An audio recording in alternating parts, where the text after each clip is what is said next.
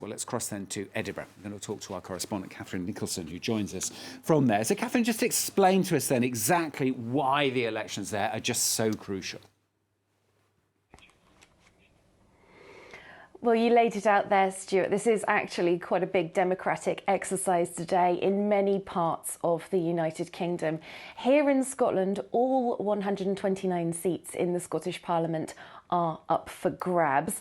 And since devolved power was given to Scotland and the Scottish Parliament set up, less than 20 years ago, let's remember, independence has always been a big issue in the air. And in 2014, it was put to the people in a referendum with 55% of people choosing to remain within the UK. Just a reminder for our viewers. Now, this is a big issue, of course, with big ramifications, not just for Scotland, but also for the rest of the United Kingdom and for the European Union.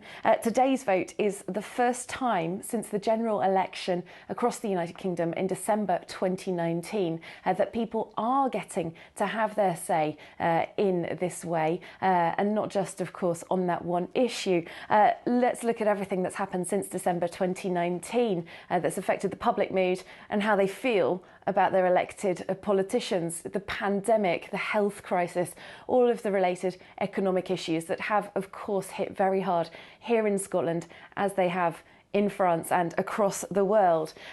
Another element that's interesting here in Scotland is that 16-year-olds and up can vote in this election, and that's expected to do interesting things to the outcome that don't happen in other elections. It's also a partly directly elected first past the post system and partly proportional representation. So it all makes for a very interesting mix of issues and procedure here in Scotland today.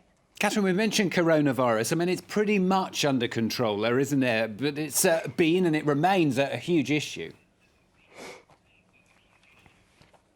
It certainly is, yes. Infection rates in Scotland and across the United Kingdom are vastly down. This is being put down in large part to the very successful and fast vaccination programme that we've seen across all parts of the United Kingdom. But like everything else in most people's lives right now, coronavirus is continuing to have an impact, including on the election. For example, campaigning across the last few weeks has been far from normal. Think of all the things that we usually see, big rallies, people getting together, politicians canvassing, going door to door.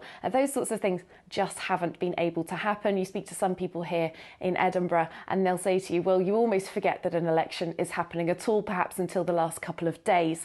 There are questions related to coronavirus about how it might impact on the turnout.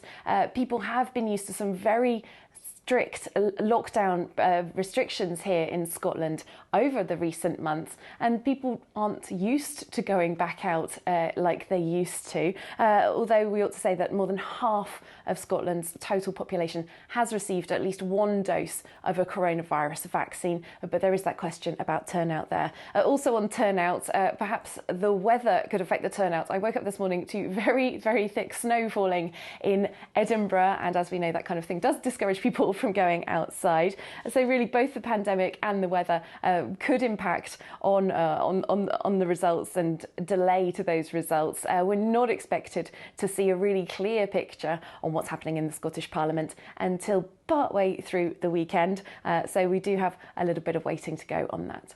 Catherine, thanks very much. Catherine Nicholson there joining us from Edinburgh.